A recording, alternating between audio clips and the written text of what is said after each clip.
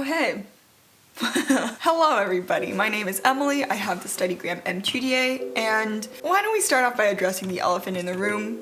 The fact that you can see both the upper half and the lower half of my face. It's been on my mind since the beginning whether I should show my face or not, and I don't know, I was always kind of waiting for like the right time.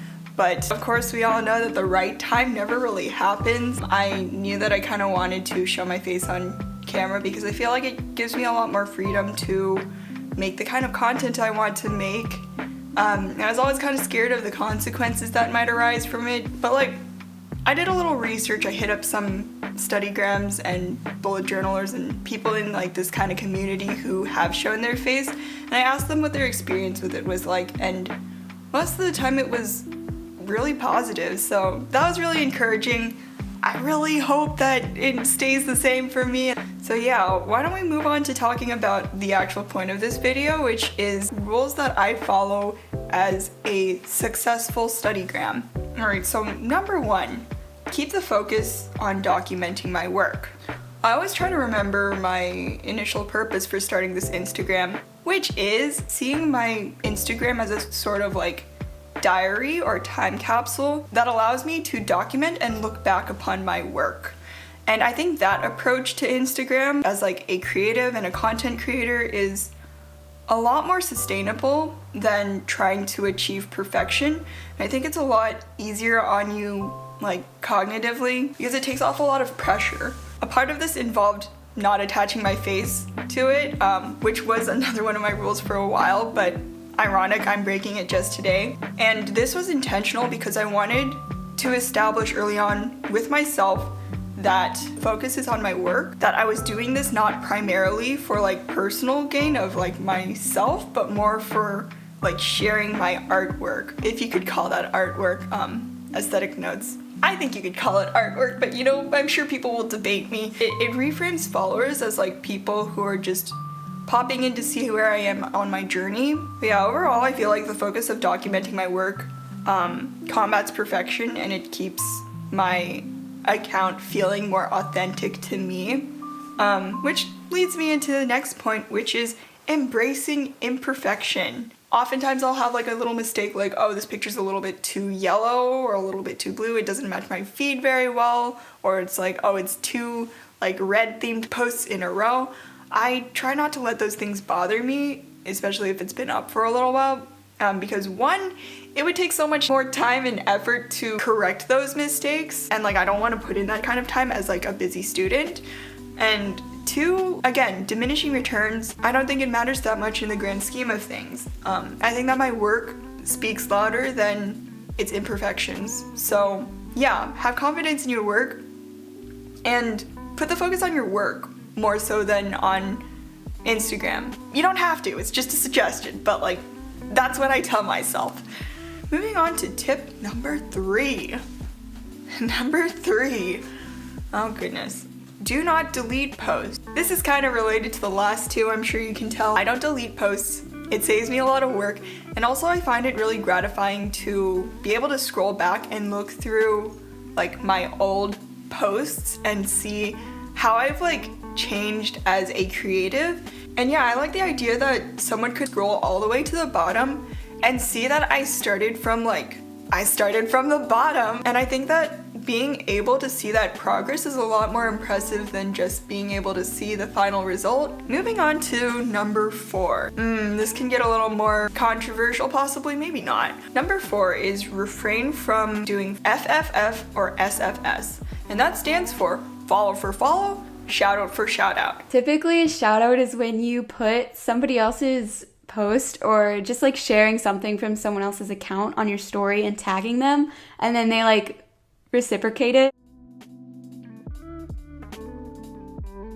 I know that these are really popular. I think that there's ways it could be good, but I also think that it incurs more costs than it does gains. I think it harmfully contributes to a culture where people will be nice to you to get like a shout out or a follow, but they don't actually care about your work. I mean, why fill your follower list with people who just wanted your follow when you could be filling it with people who actually want to engage with your content and who love what you do?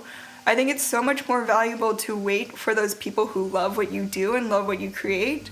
There's always exceptions and everything, but I just think that you're more likely to create a weak foundation by doing follow for follow and shout out for shout out than you are by just like sitting and waiting for your work to get out there. And I just want to like specify, I think that it's totally okay to share other people's work without expecting anything in return. I think that's a really great way to like build connections and make friends, and everybody likes to get a little pat on the back. I didn't actually have this planned, but another one of my rules is to keep my following list low. And honestly, I feel kind of bad about this one because it feels like I'm excluding people by not following them. Every account that I follow, I try to make it a meaningful follow. Like, I want to be a dedicated follower, just as I want my followers to be dedicated followers of me.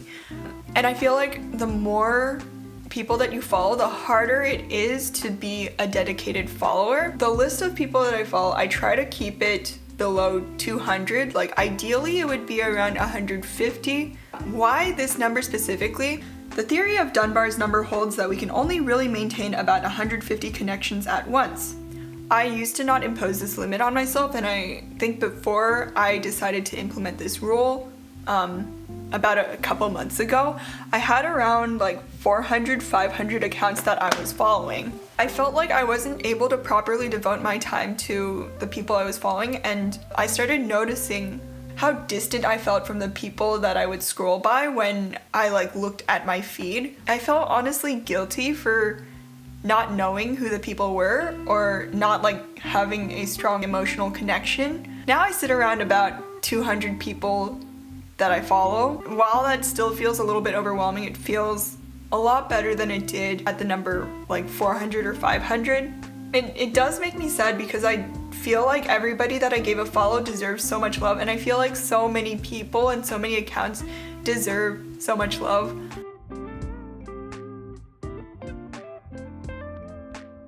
Okay, I'm getting like a mouthful of spit because I'm nervous. Rule number 6. Remember, especially when things get bad, that Instagram kind of operates in cycles of boom and bust. I've found it to be more or less true over my 4 years of being a Studygram. Like, I'll go through cycles of growth, where growth just comes so easily and I literally don't know why. And there's also times where it's rough. Most of those times I like plateau or I lose a little bit of following, and it's always honestly really discouraging. Not gonna lie, because like these social media platforms are built to be very habit forming. Good for them, they figured out how to game human psychology, I guess. Currently I am in a period of bust, and I think that a lot of people are actually in a period of bust. I think it's really easy to start feeling like you're the problem and like to start, I don't know, like obsessing over it and doing things to try to get your numbers up again. And like honestly, I am so not immune to this. Like, I have like thought so much about like doing Instagram reels just because I feel like my numbers are plateauing.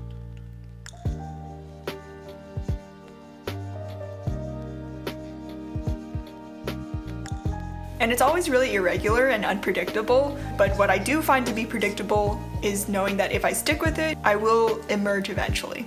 Instagram makes money when more people use their platform and when more people stay on their platform for more amounts of time. So my theory is that Instagram like does these cycles of boom and bust to keep their platform more addictive. The uncertainty and like the risk of loss makes the feeling of gain a lot more gratifying. Cause yeah, I mean, if it was terrible forever and you were in a bust forever, like why would you continue using Instagram? Instagram is kind of playing hard to get with you, honestly. I think it's really helpful also to return to tips 1 through 4 and remember why you're doing Instagram. Those mindsets together of like, why am I doing this? And also it will get better over time. Those will help you so much with longevity. Moving on to tip number 7, be authentic when you are commenting. While Instagram is such a slimy little snake, it can be a great place where you can actually meet real friends. A lot of creators who are in the same space as me, I've noticed like especially during quarantine, a lot of us have been becoming friends with each other just by like commenting on each other's posts, hyping each other up. And I think honestly that's like a great way to enjoy your time as a community member of like whatever creative community you are in. I think you don't always need to comment. Like I think that it's really powerful too if you comment like when something especially touches you. Those produce the best comments, and I think that the creators usually enjoy those comments more than just a generic comment. Number 8, don't promote yourself too much. Again, this kind of goes back to things like commenting. I see it a lot where people comment on like other creators' content, like with the hopes of drawing more attention to themselves. I feel like it's never really appreciated when you're just trying to turn somebody else's space into advertisement for yourself. Like also I have received DMs from people asking me to look at their accounts, and I mean it's not the worst thing that I've received as a DM, but I just don't think that it's the best strategy. Yeah, I think that it's a lot harder to make genuine friends in the community if you are primarily focused on promoting yourself, and I think it also takes away like effort and energy that could be going into honing your craft. Moving on to number 9, shake things up when you feel stagnant. Repeating the same thing over and over again can actually be a really helpful strategy in honing your skills, but up to a certain point, it just gets repetitive and you don't learn anything new. I think that one of the keys to sustained success is knowing when it's time to pivot. Changing direction can be great because, I mean, we change a lot as people. Changing things up leads to a lot of like innovation. As a creator, I personally have gone through many a phase, and I think that every time I change things up, going into the change, I never think that it's gonna make that much of a difference, and I think, oh, like, it's gonna be terrible, nobody's gonna like it, but most of the time, it ends up better than I expected, and so much more exciting. Alright, so last tip, guys, number 10, take a break if you need it. I think that this is just yet another internal conflict. Just like how Instagram has cycles of boom and bust, I think it's totally possible for your creativity to have cycles of boom and bust as well.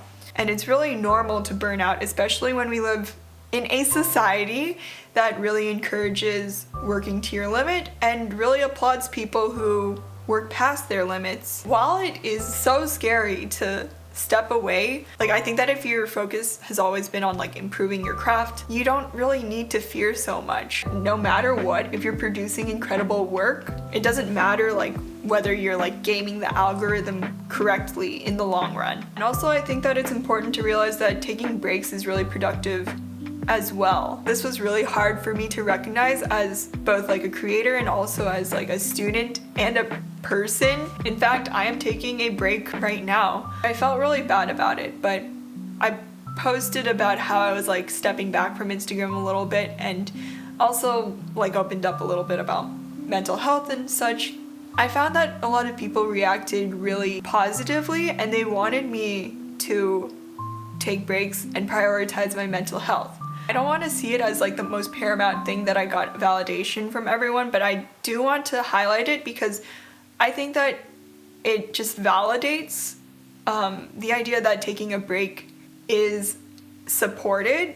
So these are 10 rules that I adhere to as a Studygram that is successful and has been going for 4 years, which is a long time. I hope this gave you insight at least to what it's like. Yeah, thanks for tuning in to my first face-to-face video with y'all.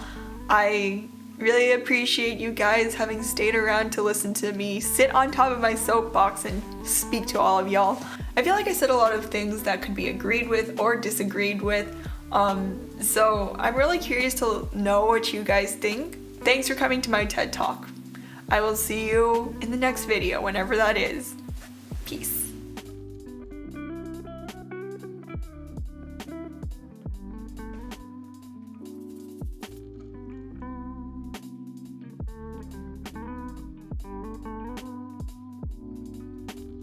You wanna say hi to the people?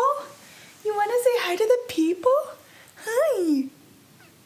Hey, baby.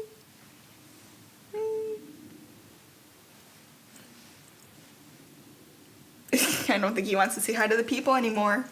All right. Bye-bye.